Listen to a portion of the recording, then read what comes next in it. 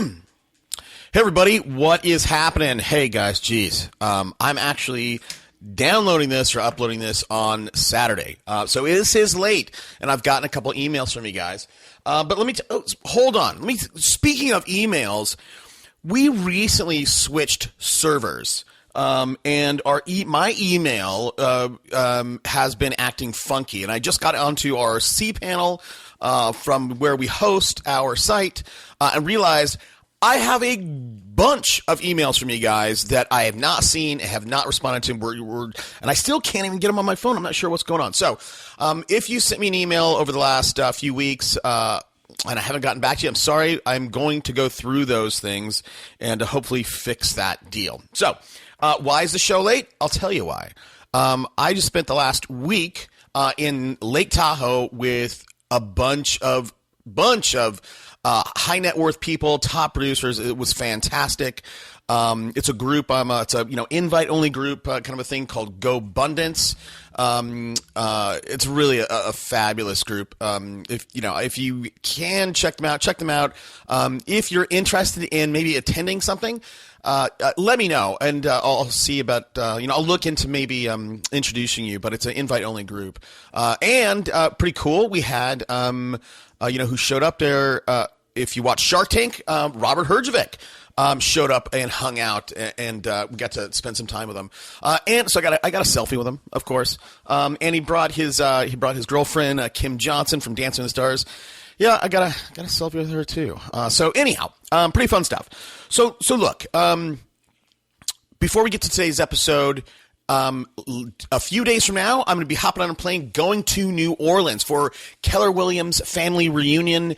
I'm throwing an event. I can't, everything was sold out, man. So I couldn't rent a conference. I couldn't rent anything.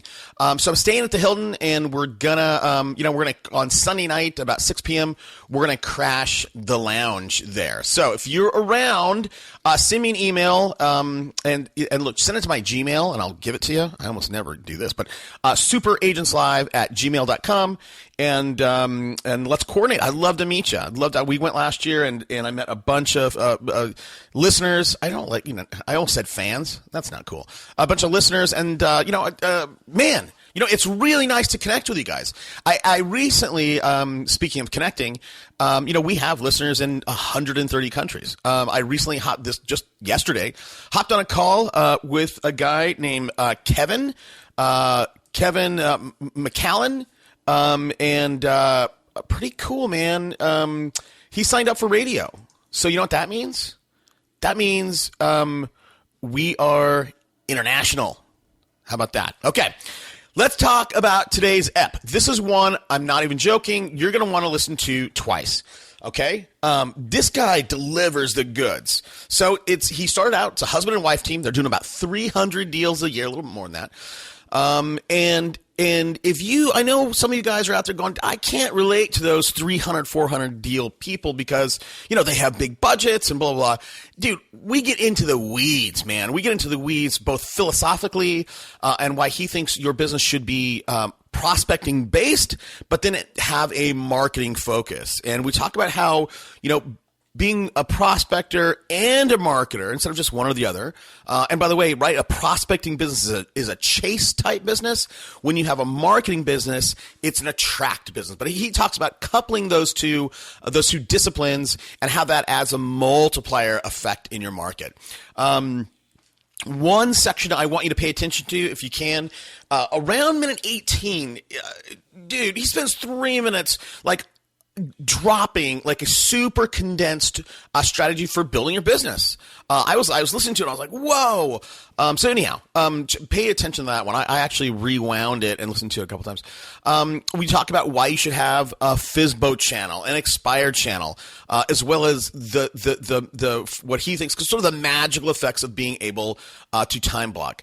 Now, one thing I think you guys are going to like about this episode is we spent a decent amount of time going over scripting for FSBO, scripting for expireds.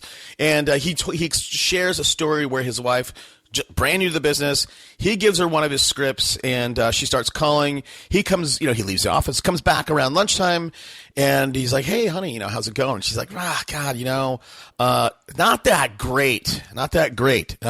He's like, "Really? Why? What's wrong?" She's like, "I only booked 7 appointments today." Right? So she did not understand how fabulous those results were. So again, I think this one you're going to want to listen to twice. I'll tell you what, one takeaway that I want to share with you guys, and it's not on this episode. It is something that I learned over the weekend. And by the way, like the people that were at this event, it's a small group, right? At the Go Abundance thing, and these people are, have $10 million to $60 million net worth.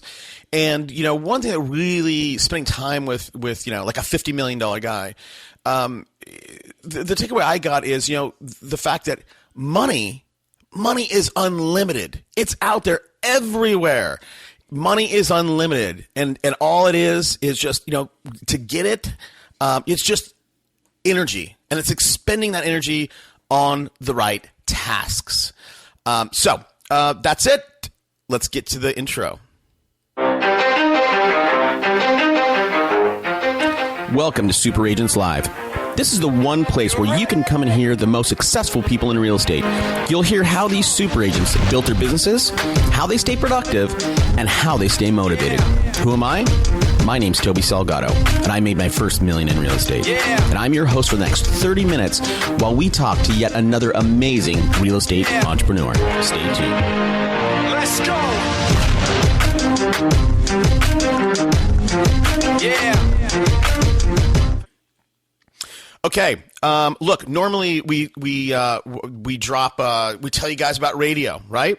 And I'm not going to tell you about radio, although I kind of just did. Let me share with you something I am really excited about. I tested this notion out at the group. Everybody wanted this. I've been telling you guys, encouraging you guys to go and start your own podcast. But you know what? It's complicated, right? Buying the equipment, figuring out how to submit your show to iTunes, how in the world to use, Adobe Audition software to edit it. Here's the deal. We're rolling out Viralcast. We have the developers right now building a site. Everybody, it's a done-for-you podcasting service, okay? I'm telling you, man, I told, we had sort of a go pitch at the event. I pitched it, and literally everybody was throwing their card at me. They're like, "Oh, yes, I want to do a podcast." So if you want to do a podcast, send me an email. I'll tell you about it, but this is completely done for you. All you do, give us a time and date to call you. We call you, and we record it, we edit it, we produce it, we publish it. So it's completely done for you. So anyhow, excited about that. My Twitter handle on the Twitter is Super Agents Live, at Super Agents Live. Please join the conversation. I want to meet you out in Twitter land. Hashtag for the show is Unpack That Idea. And as usual, you guys are not going to want to miss future episodes like this. Go to the show, go to the site, superagentslive.com, subscribe, get on our mailing list. And that's where you can find the show notes. And man, I get at least one email every week saying, where are those dang show notes? Look, go to the site, and there's a button that says read more. All right. Hey, let's get to it. I hope you like it. Today's guest, I'm super excited to talk to. Now, you guys know I love number ones, and you guys also know we're taking a geographic approach this year. So today's guest is in the greater Las Vegas area. That covers Las Vegas, Henderson, a few different cities. In that market, there are 12,500 people in that market. This guy's number one. So to be number one, he's doing about 52 million, 330 deals. And to get there, he has 8 admin people. Huge number. 8 admin people, 3 full-time buyer's agents, and then 2 listing agents, and 1 includes him. I'm thrilled to welcome Rick Brenkus. Hey, Rick, thanks for taking the time out. Toby, thanks so much. I'm excited to be here. So I've given the audience a brief, just nuts and bolts overview of kind of what your business looks like. But before we get there, I want to dig into what's working, what's not. But before we get there, Rick, tell us a little bit about you. I'm always very interested in, the man behind the machine. Oh, okay. So I got into real estate. This will actually be my 30th year in real estate. Oh, wow. I got into real estate right out of high school, and went 1 year to UNLV, and then got into real estate. I work with my wife Terry. We joined forces a couple of years after that. We've been working together for about 26 years. And initially it was us, and as we started to grow, started adding on administrative team and buyer agents moving forward. So okay, you started right out of school. How? I mean, were your parents in real estate, or what happened that you were look, you went to UNLV 1 year. I'm sure you were having fun, chasing girls around or whatever. But I mean, what made you so serious that you said, "Hey, I'm going to start a business" 30 years ago? Hey, it was a fantastic time to be at UNLV. That was back in the Run and Rebel glory days of with Tark the Shark and Stacey Ogman and Larry Johnson on the basketball team. So it was a great time to be there. But in still working and going to school, I was going to have to cut my load down, and it was going to probably take me 6 or 7 years to actually get a degree. I found that in real estate, it was one of those that you got rewarded for the harder you work, the more money you make. And that you could get a real estate license in 6 weeks, and that sounded like a much better plan than the 6 or 7 year plan. And then to start off, at the bottom at that point. So, Sure.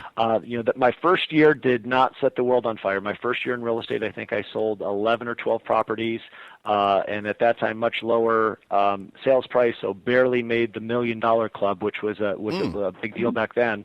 And then started moving forward. Once Terry joined forces, that's when it really kicked into high gear. Our first year together, we sold 52 houses. Now again, it's so funny. The world of real estate, in some ways has changed a lot in the last 30 years, and in other ways it really hasn't changed at all. If this is, I'm jumping into this way too early than I should, but I'm going to ask you anyway. What do you know now that you wish you would have known when you started 30 years ago? Gosh, that is a great question. I think that technology, it is a double-edged sword. I think that it certainly, absolutely has a need, and it can help you and save a tremendous amount of time. I also see sometimes that technology, some people get bogged down and think that is the catch-all, end-all to having a tremendous real estate career. Now, certainly it helps you grow from there, but I think that to be successful, and there's many ways to get to the top of the hill, don't get me wrong, but I think it needs to be a prospecting-based and marketing-enhanced and type of business. In other words, you need to really become a master of the scripts and not be fearful of the telephone at all. I agree. So hold on. And it's funny. So that's kind of what I was alluding to, right? I mean, technology has changed, but people think, or they in an ideal world, they want to sit by their, behind their computer, behind their screen and be on Facebook and Twitter and have a successful business. And I love that your sentiment of, look, it's prospecting based. So I want you to unpack that if you could. You said, if I have this right, you need to be marketing based with a prospecting focus. Or how did you say that a minute ago? Okay, so I think you need to be marketing based with a prospecting enhanced.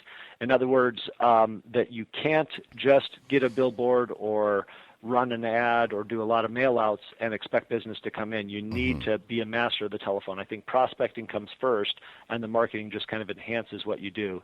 Even if you got a tremendous amount of leads from a lot of different marketing, you would need to have some great skills developed on the telephone and prospecting and lead follow-up in order to do that. So if you really develop those skills early with the prospecting, obviously you can, as you make more money, go ahead and add to that with marketing. But I think prospecting is the first key. Yeah, no, I agree with that. So really kind of what you're saying is, hey, be prospecting based, and the marketing stuff that you do will just be a sort of an enhancer, right? It'll be, whether you have a billboard or radio or whatever, that is a multiplier effect to what you're actually doing in real life. I agree with that. Yes, that's and the skill set that you will develop with that is when you actually get those leads that may come in from different marketing programs that you're doing, you'll have the skill set to be able to convert those to actual appointments, and when you're on the appointments, be able to convert those to actual contracts. Okay. Now, you've said phone-based, about like 3 or 4 times you said the telephone. So are you a proponent, Rick, of just cold calling? Or when you say phone, what do you mean? Are you saying call into your database, call into your sphere, or maybe, again, unpack that piece a bit? Yeah, I agree with all of those. All of those are very important, and you need to not only track the number of contacts, number of attempts, and the number of contacts to make sure that you're on pace for a daily, but I think you need to track the number of appointments. Mm-hmm. So I think it's much easier to, if you really needed to get an appointment, sometime today, you absolutely needed to. I think you should probably spend all your day only calling for sale by owners. I think for sale by owners have kind of raised their hand. They say, I want to sell my house, but I have a belief I could do it better than an agent, or I believe I need to save the commission. There's a number of other reasons that they may try to do that, but those are probably the 2 main reasons. So usually you can get an appointment, but many times there's a ripening process, for lack of a better word, that maybe they're buying a new home and it's not going to be ready for 4 or 5 months. So they're saying, hey, I'm going to just give it 3 weeks or 30 days. If I don't sell it, then I'll list it with an agent. So even if you say everything right that first day, there's a ripening process. So easier to get an appointment, but a little tougher to get a contract signed that very first day out. With an expired listing, they had a belief, they were willing to pay a commission. For whatever reason it didn't sell. Maybe it was due to lack of marketing, maybe it was because of pricing or condition of the property. But there, if I needed to get a listing contract signed today, I would call only expired listings because they already were willing to pay a commission.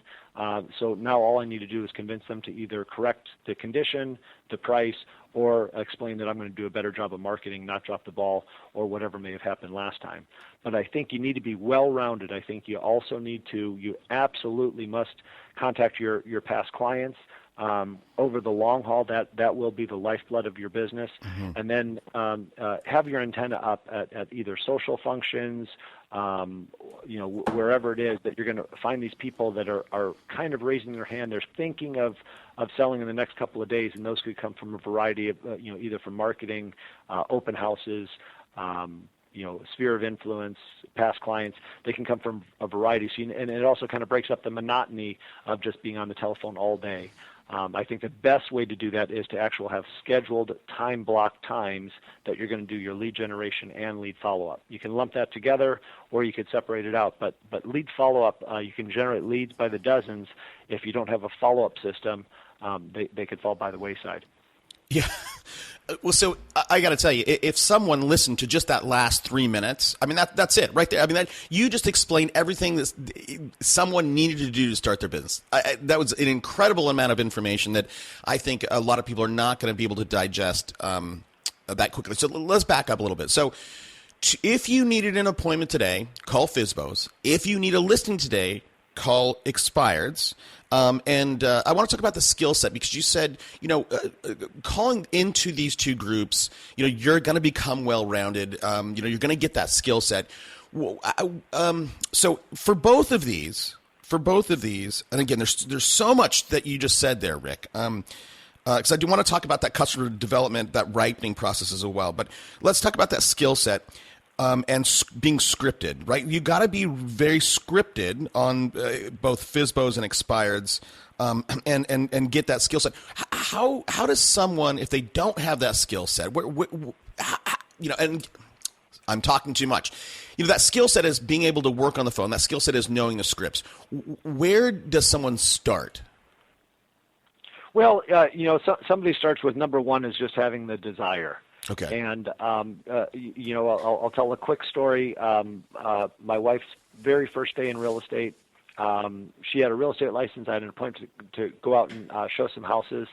I had just a skeleton of a script to call for sale by owners, and she had a very high desire to succeed. So I said, well, I'm going to go out and show houses for a couple hours. What can I do? And I said, I've got a script here. If there's a newspaper that just got delivered up front, maybe you can call some FSBOs. And in 2 hours, I came back. I said, how'd your day go? She goes, not very good. And I said, well, let's go to lunch. We'll talk about it. We'll plan for the second half of the day. She said, I only set 7 appointments.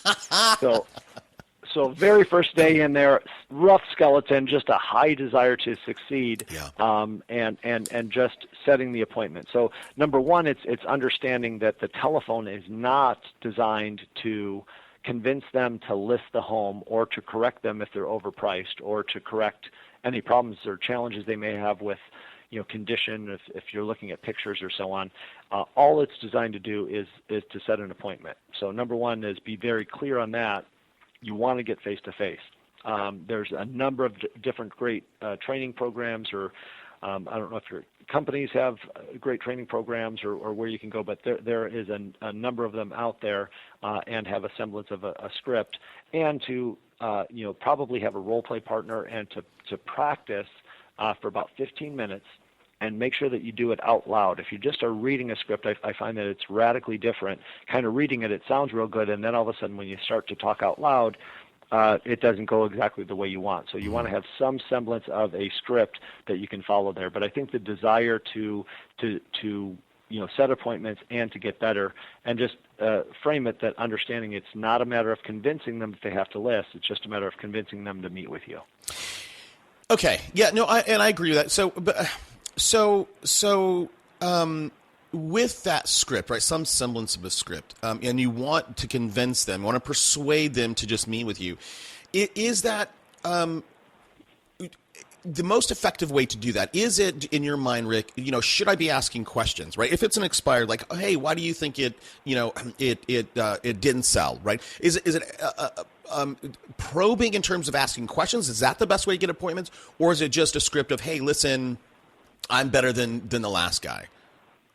Sure, that's a great question, and I think the answer is that a question-based script is the best one, is if you can get them talking.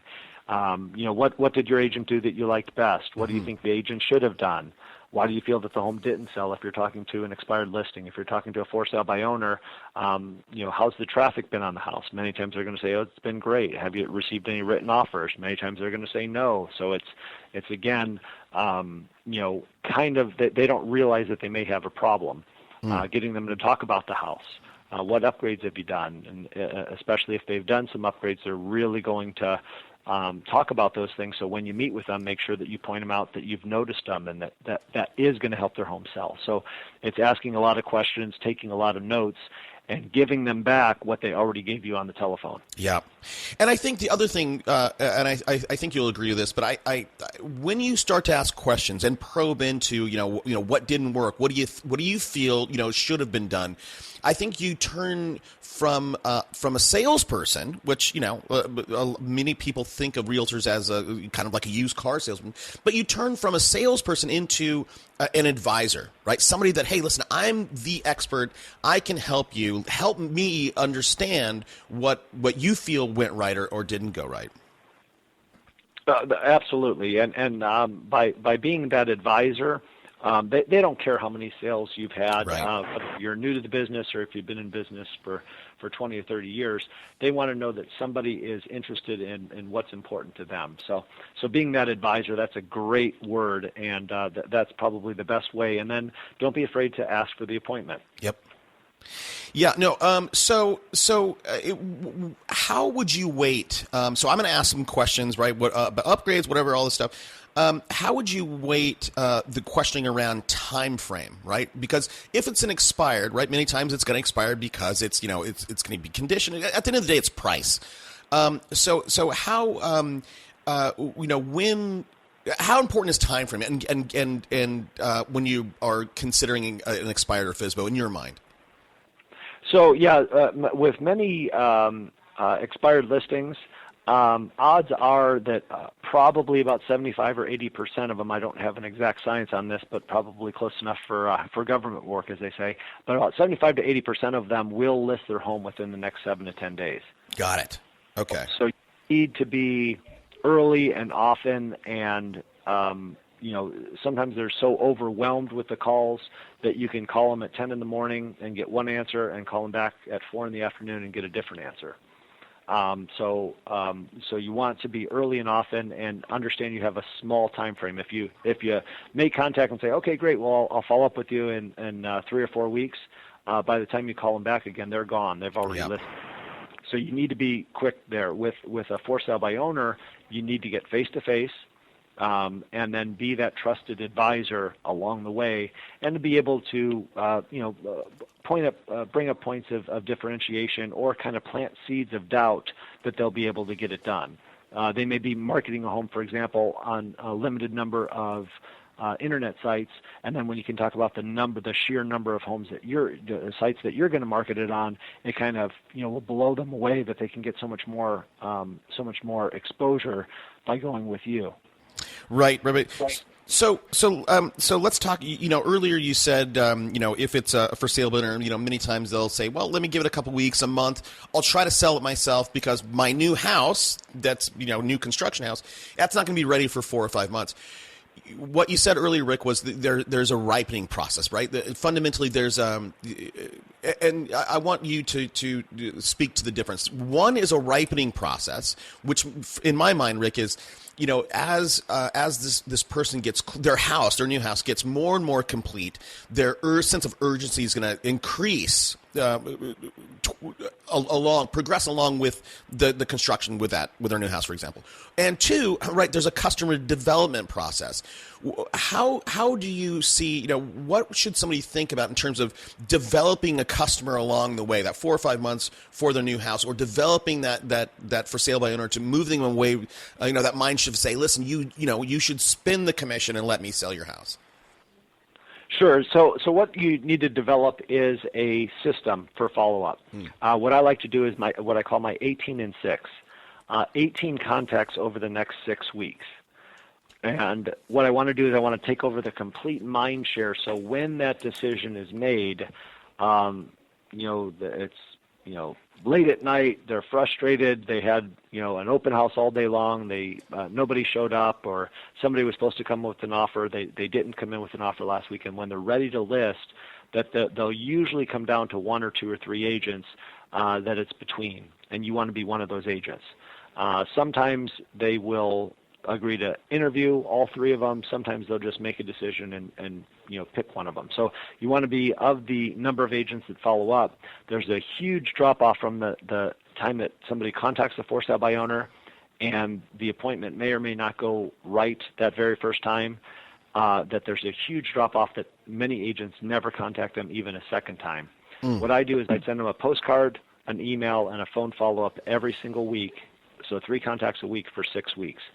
My thought is, if I can't convince them to list with me in 6 weeks, I may never be able to convince them, or if I ultimately do, I'll spend so much time I will have lost out on some other people. Right. So if I can't convince them within 6 weeks, then I kind of drop them off my follow-up system. And my thought here is that if I don't have some semblance of a pruning mechanism, my list of what I call my potential sellers is going to grow to be 200-300 people, and I'm not going to be able to keep with rule number 1, which is a phone call every single week. Got it. Now, so there's 2 things that reminds me of. So here's a simple. I'll ask you the easy question first. So when I agree with that, you have to prune your list. Now, what about passing it off? I mean, for me, I have found there's so much. I don't know if I told you, but we have a radio advertising arm that's part of our platform here, and I have found that I many times will get better engagement from a guy like you. So I can call you and say, hey, Rick, listen, are you interested in doing radio? And by the way, I know you do radio. Or when I shove this off to one of my VAs and they call in and say, hey, Rick, I'm Toby Salgado's executive assistant. He asked me to give you a call. I many times get better responses from having a third party call rather than me myself. Do you have any thoughts on that? Kind of meets half and half. There are a certain percentage that obviously it's much easier for someone else to toot your horn and talk about accomplishments than you by yourself. That comes across as bragging if you do it that way. And then on the flip side, some people want to deal with the realtor direct, as opposed to maybe a partner or an administrative assistant. So it's half and half. However, the benefit is, and I do have an inside salesperson that helps me do my lead follow up and also some lead generation. But it allows me to cover more contacts on a daily basis. So while I'm, if I was in back-to-back meetings, I may be gone for 4 hours, and in that same time period, he may have been able to contact 40 or 50 people. So it's important I do believe in having an administrative team also help you do follow-up. Okay. And I want to start to get into what's working for you and price range barriers. But when you were telling me in the audience about your 18-6, 18 contacts in 6 weeks, it made me think of somebody that I'm sure you know of Tim Heil. Sure. So Tim Heil and oh God, I'm thinking of the other guy. I can see his face. I can't think of it. But, so they have this 10 days of pain kind of thing, where they're literally for the 10 days after, they're hammering these people, hammering them with 4, 5, 6, 7 calls a day. That's working for them. Why do you take sort of a, 1 call per week, and then I send you a postcard, and then I send you an email? That's a much more soft lob rather than just boom, boom, boom. 7 calls a day. Sure. So I think that initial being super aggressive up front, if you get a lead, let's say that comes in from an internet or somebody that calls, you're not there to physically take them and set the appointment, and you haven't actually spoken with them, I think it's probably appropriate to take that more aggressive approach. Okay. If you actually made contact with them, again, there's certainly benefits to it, but anytime that there's benefits, there's an opposite. And if they said, we're going to be processing this, why don't you give us a call back after the weekend? And if I call them again today and tomorrow, it may alienate them and push them away. Certainly, there's a script for that. If I ever do that, where I come across being too aggressive, they'll say, "Gosh, you're awful aggressive." And I say, "Gosh, if you think I'm aggressive with you, you should see when I get a buyer interested in your home. Then we get really aggressive with them and kind of add a little bit of humor and kind of chuckle and say, I just wanted to get in touch with you, and it's real important. I think you may cost yourself several hundred, several $1,000s if you don't hear what I have to say. When's a good time we can meet?" So you don't cower from that objection. You kind of embrace it, but yet you also, it can leave a lasting scar there that you may not be able to overcome. So let's have some scripts to overcome it, but be sensitive to it. I agree, and I think this is where I think a lot of this points back to the skill set that you were talking about developing, right? If you have the skill set, and I'm sure you're very good at whatever you do. You can sense from the first phone call if that kind of aggressiveness is going to push them away or it's acceptable for them. So, okay. Let me look. I want to get your thoughts on this. Why I am in your camp. Learning to work the phone is a skill set that will be extremely beneficial for everybody. Yet many people just they can't do it. They can't do it, and some people go, I can't door knock, and other people go, I love it, and I can't call. Why is it what is it that holds people back from maybe embracing the use of the telephone to prospect? Well, I think that they jump in sometimes in a very hostile environment. If you're calling for sale by owners or expired listings, it's very direct, and they're wanting to do it. They're either wanting to do it by themselves without an agent. Mm-hmm. So, number one, when an agent calls, they're a little bit rattled, or they just had a bad experience with an agent, whether it was the agent's fault or because the home was overpriced or condition was bad. They're going to be pointing at the agent and they had a bad experience. So you need to kind of get over that and don't take that rejection personally. It's just a pure numbers game. Yep. Believe in the value of your service, that you do have a valuable service. If it was true that everybody could sell their house themselves and they didn't need to pay a commission, everybody would do it, and there'd be no need for a real estate agent. So if you just start from the very basic, that there absolutely is a desire for real estate, and a need for real estate. I can think of, dozens of transactions last year. If I wasn't there to advise them on the price, on negotiating the contract, and then when challenges erupted during the transaction, to be able to keep everybody calm and keep their eye on the prize of getting the transaction closed, that transaction never would have closed. So, just buyer and seller by themselves many times aren't able to put that transaction together. They really do need you, and it starts with your core belief that there is a desire, that you're not just there taking a fee and not providing a service. Yeah.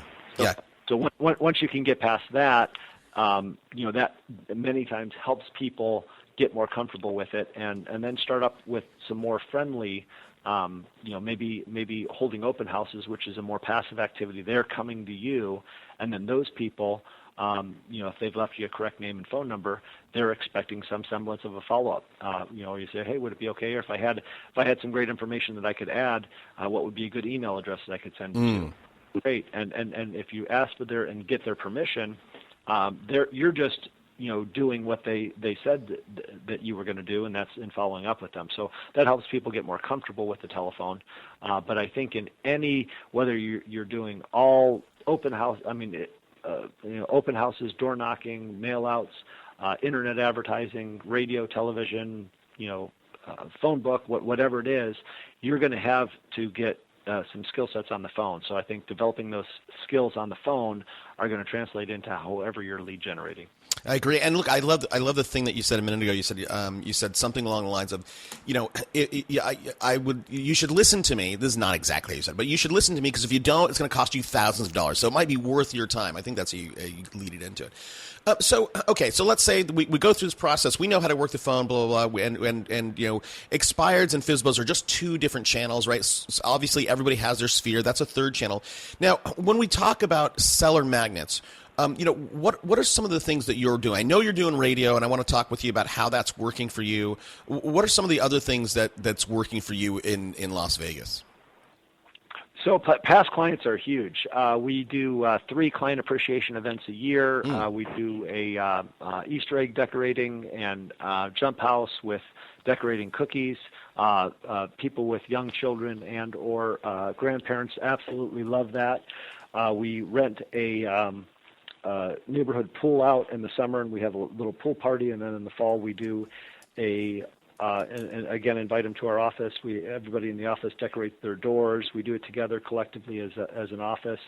Have jump houses. Have little door prizes that they can win, and it gives kids a chance to dress up in their costumes. So we do that, and you get the mileage whether your clients come to that or not. Both in the marketing of the program, hey, come to this client appreciation event. Then you send out a postcard with some pictures afterward. It's just one of those great events that you do. We also do some phone follow-up with them. Both myself and my inside sales person throughout the year will contact past clients. We do a lot with both emails and also postcards to past clients. So I think that's a huge portion of our business as well. Well, and I think I love the fact that, and I want to talk about how you determine who gets in, but I love the fact that you throw these events on, number one. Number two, you take pictures and send them out, and I think that's another great opportunity to say, listen, follow me on Facebook. Let me follow you on Facebook because I'm going to send out pictures, or follow me on Instagram, whatever. And again, if they go, oh yeah, I'll follow you on Facebook or Instagram or Twitter or whatever, that's a chance for you to interact with them. With some of your other listings, right? So I love that. Now, when it comes to your past clients and your pool parties or whatever, is this a blanket past client, or do you grade your database, right? A, B, C, D, and only my A's who refer me get into these events? Is there an exclusivity that you bake into these events? Yeah, the way that we do it, because it is, if you were doing a, wine and dinner at a very upscale restaurant, you may want to do that only for a very select number of clients that have referred a certain number of people or so on. With this, it's a very big event, and we do not grade going across. Okay. Only certain people get into it. So we invite everybody, and if hundreds of people show up, fantastic, we can accommodate it. If only a few show up, fantastic, we can accommodate that as well. So, we have a big, wide variety. We don't grade it. Okay, and just to give me a sense of how these events are working for you, out of your 330 transactions, a percentage of buyers sellers.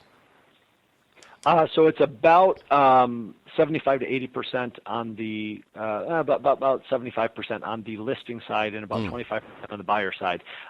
You had asked me earlier in the call on somebody that's kind of growing their business. I think that working with the buyer, you just need to provide great customer service, and they will go ahead and buy. I think with a listing, there's a little bit more of a skill set that you need to do to convince them to list their home with you. So as you're developing that skill set, develop the great customer service with buyers, and they'll become very loyal. You sell a lot of buyers, and 3 to 5 years from now, they'll become great sellers, and they'll become a great referral source in the meantime. One of the things that we do along the way is at the time that we either take a listing or at the time that we're actually going into to actually sign a contract, at that very moment, they've got the highest credibility and trust with you. If I'm on a listing appointment and I sell it the very next day, they may think that I underpriced it. If it takes me 3 months to sell it, they may think I'm not doing a good job on marketing. But at that very moment that they're signing the contract, my credibility is the highest. So after all the paperwork is signed, we have just a very generic form. Who else do you know that's thinking of buying or selling? And we have 4 lines under each one: name, address, phone number, name, address, phone number. And then we kind of try to ask them in specific areas, who else you know, family, friends, coworkers, social club members that may know. And many times, about 50% of the time, we'll get a referral right then and there because they're talking about buying or selling, and they have these other people that they're talking about. So it's a great opportunity to really add to your transactions by asking for the referral right at that very moment. Yeah, no, and I think the other important thing you said in there. So ask for it. Don't be scared of it. Number one, and two, it's queuing up that thought process, right? At church, at work, at your club, at your health club, whatever it is. I think that is, it would be very interesting to see the data of when you ask that question. Do you know anybody? And the responses, and then look at the responses when you queue it up, right, at your church, at your club, at work. And I would imagine when because I've had this happen to me, when somebody sort of puts a lens on a specific type of event, it helps me think oh yeah, it's Jimmy at the health club. So I just want to throw one other thing in. When they sign that contract, accept the offer, whatever it is, I think that's also a great time to ask for a testimonial, right? Like, hey, can I put you on video saying that that you enjoy, you enjoyed our time working together. And I think that social proof, whether it's on Yelp or Zillow or whatever, it goes a long way in the marketplace.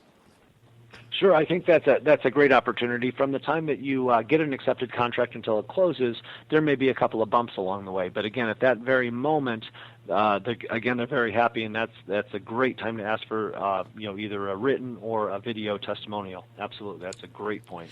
So okay, so again, let's go back to some of the stuff that you're using, right? Your seller magnet. So tell us what you're doing. You're doing, and this is now I want to get to the marketing. We've been talking about the prospecting piece, but for marketing for you, Rick, radio, billboards. What are some of the other things that you're doing? Okay, so we're doing some radio. We do a lot of postcards, some to neighborhoods, a lot to our past clients. In going through, we ask for referrals throughout the transaction, and that is really good, and provide great service so that we can go ahead and get those referrals as they come in. Do some neighborhood prospecting around our listings and sales, as well as calling FSBOs and expireds. So we have kind of a well-versed area there in doing all of those. Also some social media, as well as some different internet sites as well. Now, so I didn't hear you say open houses. Are you is that something you do on a consistent basis or no? We do. We recommend to our buyer team to go ahead and do it, especially with open houses. What I found early in my career, back when print advertising was very important, sometimes I had a great house that I thought was going to bring in a ton of calls, and I'd run an ad on it, and it didn't. And sometimes I would have a property that I think would never sell, and it would bring in a ton of phone calls off of specifically off of an ad. So what I found was that sometimes it's not the property, but it's the ad. And with open houses, I find it's not the property, but the accessibility. There's going to be some that are on, more easily accessible streets that are going to make for a more popular open house than a home that, quite frankly, may be in better condition and a better buy, but it's a little bit more difficult to get. So on those, we try to really enhance. It's a great way to go ahead and do it. As part of our marketing to a seller, we promise that we're not going to do an open house. I think an open house is over the years you can sell a house on an open house. I think it's a great way to attract more buyer business than it is to do to actually get more seller business. So then you can, again, work with those buyers. But there's a technique that I've heard some people use called a reverse open house. So right after you sell a house and you put a sold writer on the sign, you hold an open house the next weekend. And Toby, who do you think comes to all of those open houses? I would imagine everybody in the neighborhood going, "Hey, well, I mean, how did Rick sell this for 10% more and in 13 days?" Right. So the people that you get that come to those open houses are the sellers. So that's a great way to attract seller business. And again, do the same type of things. Knock on doors, 10 on either side, 20 across the street. Hey, I'm holding an open house. This and well, you just sold that one. Yep, we're giving the neighborhood a chance to come in. So anybody that's thinking of selling anytime in the next 6 to 9 months is probably going to attend that. And hey, tell me about the buyers. How quick did you sell it? What price did you sell it for? And you're going to get a little bit more interest that way. You still may pick up some buyer leads, but again, so on your marketing, you need to have a message clear. Am I trying to attract buyers? Am I trying to attract sellers? Right. Don't try to dilute it and do, attract both on the same message. So when you're having a generic open house, it's more for buyers. A reverse open house would be more for attracting sellers. Yeah, no, I mean, messaging is, messaging and copy is extremely important, and I think most agents just don't get that fact. I mean, it's simply, in terms of messaging or writing copy, this also speaks to, how you communicate the property visually. And look, I love this idea of reverse open house. Rick, you're the first person that has brought this up. But, if I was a buyer, I mean, I can think of myself, if I was a buyer and I was looking at a neighborhood, and many times, the last house I bought where I'm at today, I bought in about an 04 when it was red hot market. But I would have loved to go into a house that I was interested in and take a look at it and go, how much did this sell for, right? Because that's going to help me gauge what I'm going to pay for the next house in that. So I love that idea. Now, help me understand. Many people out there, you've been at this a while, Rick. You're good at what you do. You are clearly an entrepreneur, and you're running your business, obviously, with 300 transactions. You're running your business like a business. People struggle with that, and many times the first hire is the hardest. They get it wrong. It's you doing the listings. You have a part-time listing agent, 3 buyer's agents, but you have eight admin. Why are you so heavy on the admin side? That's a lot of people. I scratch my head with that a lot as well. We want to provide a great level of customer service. We always are always certainly business conscious as well. One of the with the volume of calls, we have somebody whose their main job is to be the receptionist. So if in a smaller, lower volume, when we were at lower volume, our transaction coordinator was also the receptionist. As we started going, it was taking people away from their focus on doing their job, so we were able to do that. I've got another administrative person that is my inside salesperson, takes a lot of the incoming marketing calls as well as makes some outgoing prospecting calls, and also helps me do some follow-up. So, then we have also a REO team. As the market has transitioned, most of our business today is traditional business, but we still do have some relationships with some accounts and want to make sure that we have a great service there. We've got a field runner as well, listing closing manager. And then we also have somebody that helps us with marketing and managing mainly our personal rental properties, which we have, but also is there if we need some overflow for some other things with the team. So have kind of a whole full team there doing a variety of things, and with the focus on providing the best level of customer service. Got it. Okay. Now we have to start wrapping up. There's so much I want to ask you, Rick. I mean, you are one out of probably 5 people I bring on, and I bring on people that are as successful as you. 1 out of 5 people I get very as succinct, like well thought out answers as I'm getting from you. So I'm enjoying our time together. I want to take a few minutes and ask you some self-interested questions about radio. And we have a guy that we represent in Vegas, and we're struggling with that market, and I don't get why. Do you feel comfortable? I know that I'm a little bit competing on airtime with you. Do you feel comfortable talking with me about radio for you in Vegas? Yeah, sure. I guess so. Well, and I'm not going to ask anything proprietary. I just, how has the radio been? At least lately, has it still been performing for you as well as it has been in the past? Sure. I mean, it's a part of what we do. Again, I would signify it as a part of what we do, and we also do everything else. And sometimes it also just helps people feel. Sometimes it's what gets us the lead. And sometimes in a competing situation, it's what puts us over the edge. And then sometimes it just helps solidify that relationship with a past client that I'll run into at a store, or still go to UNLV basketball games. I'll see them at a UNLV basketball game, and they have heard us on the radio as well. So it just kind of brings up that topic of real estate and lets them see and identify me. So when that referral comes in, 30 days later, was it because they've been a past client, that they've been getting postcards, that they've heard me on the radio, or that I bumped into them at the store? Right. So it's kind of a combination of everything. And again, this goes back to, this marketing in general has a multiplier effect on everything else you do. And, radio gives you obviously instant credibility. Now, look, I'll ask you a very specific question. And so the guy that we have, I'll tell you who it is. It's Jared Jones. You know Jared? Sure, I know Jared. So good guy. Great guy. Really great guy. So we put him on an ESPN channel, and if we looked at the numbers say that station was a go.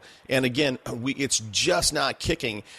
Have you ever tried ESPN, and did that work for you, or did we just somehow make a mistake in channel station or station choice in that market?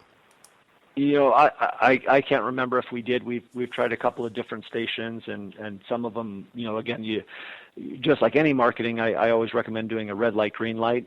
Is you test it. If it's working, you keep doing it and look for ways to improve it. If it's not, then you look for ways to improve it or stop doing it. Yeah, right. Okay. All right, enough on that. So again, we have to start wrapping up. I'm going to ask you the same 3 questions I ask everybody. And the first one, and I'm very curious for you, you're at Keller Williams, you're a high-performing guy, you have access, I'm sure, to guys like Gary Keller and now, Chris Heller. But over you, both professionally and personally, who has been a mentor to you, Rick?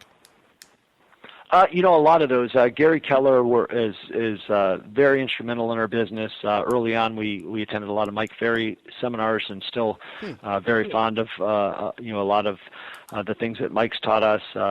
Tom Ferry also. Right now, and probably for the last 20 years or so, it's been Gary Keller. Just talking about vision of thinking bigger. Creating masterminds that allow us to interact and network with some of the top agents from around the country. Just absolutely incredible. As well, both business, and I'll separate financial, thinking you to think bigger, creating wealth for yourself, and also personally, really causes you to stretch, both physically and personally for other accomplishments. So Gary's been just a huge part of our business for the last 15 or 20 years. Now, do you have, other than that, I know you mentioned Mike, and by the way, both Mike Ferry and Tom Ferry have been on this show. Do you currently, even today, with your level of success, do you have a coach? I do. We work through coaches through the Keller Williams system. They've got some coaches there. Okay. Yeah. Okay. And so Keller Williams MAPS program. Yeah. So what does somebody like you get out of that? I mean, you don't really need help with marketing. You don't need help. What? What a great question. Number one, it challenges you to stay on track for the goals that you've set and establish that. I think a coach will, it's not going to make everybody perform at the same level, but it will make everybody perform at a better level. If it weren't true, Tiger Woods probably wouldn't have had 5 different coaches. I mean, right. He had, one coach should have been able to do everything, but he had strength coaches and flexibility coaches and a swing coach. I mean, so they're looking at different aspects. For many people, you're not going to have one person that's going to be a mentor in all areas of your life. So you want to look for those role models in other areas, but specifically in real estate, a real estate coach, I think, can help you achieve higher levels, meet the goals that you're doing, can create introductions because it's such a relationship business that maybe one of those introductions helps you, take it to another level, give you different ideas or give you a twist off of an idea that you're already doing that can make it a little bit better. Right. So I agree with the introduction piece, and the accountability is one thing, but for a guy like you who's achieved such high levels of success, do you ever struggle with your coach who's probably not as successful as you, saying, "Hey, come on, Rick, you can do better," and you're like, is there a tendency to go, "Yeah, buddy, look, you haven't got to where I'm at, so don't I don't know. Maybe that's an ego thing that I struggle with, but is that ever a struggle for you? Well, just going back to the example I gave, I don't know if any of Tiger's coaches won as many, right. Major tournaments as he has. So, I think anybody, there's just a certain number of questions that anybody can go ahead and ask. Hey, what was your goal? How'd you do with that goal? Yeah. What would you do differently if you had it to do over again? And just kind of ask those questions. The answers are probably within inside you, and a coach can kind of guide you to make sure that you're on track. Got it. Okay. Yeah, fair enough. That's a great answer. All right. So I only have 2 more questions. Now, I always ask for a book recommendation. Now, since you are a Keller Williams person, Gary's books are off. You cannot recommend any of those books. That happens to you often. So here's the setup, Rick. I'm an aspiring agent. I have $25. What book should I go buy today? Well, if I could recommend one of Gary's books, I would say The One Thing. Yep. That would be an incredible book. But just about anything from John Maxwell. He's got some great, incredible books on leadership, and he's got the 21 Irrefutable Laws of Leadership, and he's got a couple others on teamwork, but John Maxwell has some incredible books that I would recommend. Yeah, no, did John, by the way, I agree with you on the one thing. I was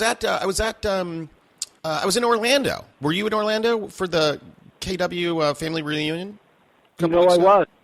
Sure. Dang it, I wish we would have met.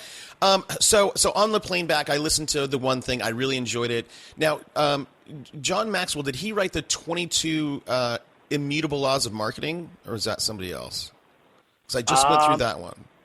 Sounds like one of the titles could have been of his book, but many times his are on leadership. I'm not sure if that was one or not. Okay. Well, listen, for everybody, this is for everybody out there. You can get a free copy of any of John Maxwell's books on leadership, on communication. Just use our link. Go to audibletrial.com/superagentslive and get a free copy on us.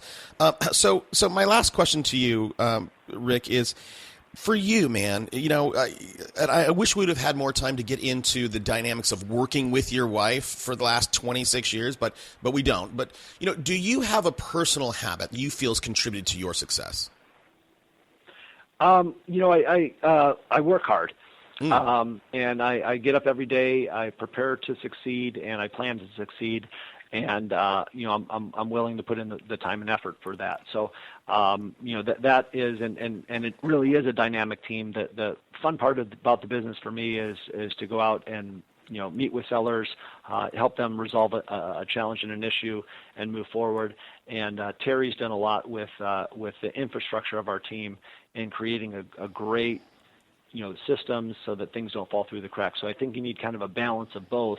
An individual agent certainly can do it, makes it much more challenging. With us, it just really worked out well that she's got some incredible systems and an eye for improvement to be able to do that. And I get to do what is fun for me is going out and meeting with the public.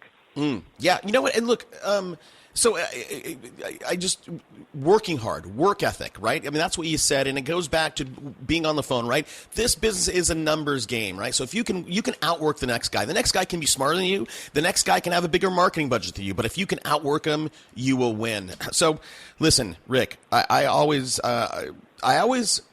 encourage my audience, if they've gotten anything out of this episode, which there's a lot of nuggets in here, if they've gotten anything out of this episode, where can they find you? I always encourage them to reach out and say thank you. And maybe somebody wants to join your team. Hey, fantastic. I am in Las Vegas and Henderson. We've got an office in both cities. Rick Brenkus at the Brenkus team, Keller Williams Realty, the Marketplace, 702 456-5959. That's a great place to send your referrals. Yeah, awesome. Yeah, referrals for sure. And look, I'll be the first. Hold on, are you on Twitter as well or no? I'm not on Twitter. Okay, that's fine. I was just going to give everybody your Twitter handle because normally, when these go live, it's amazing. I release them at 12:30 a.m. Eastern, and always about 4 a.m. I'm in San Diego. 4 a.m. my phone starts to ding, ding, ding, ding. Because people are tweeting about episodes. So listen, I'll be the first to kick off the thank you train. I know you're a busy guy, so I really appreciate you taking time out of your busy day and your business to come and share with me and my audience. Hey, fantastic. Toby, thank you so much. Look forward to it. Yeah, cool. All right, man. Let's stay in touch. Thanks. Bye. Let's go. Yeah. For those of you that want to know what we're all about, it's like this, y'all. This is 10% luck, 20% skill, 15%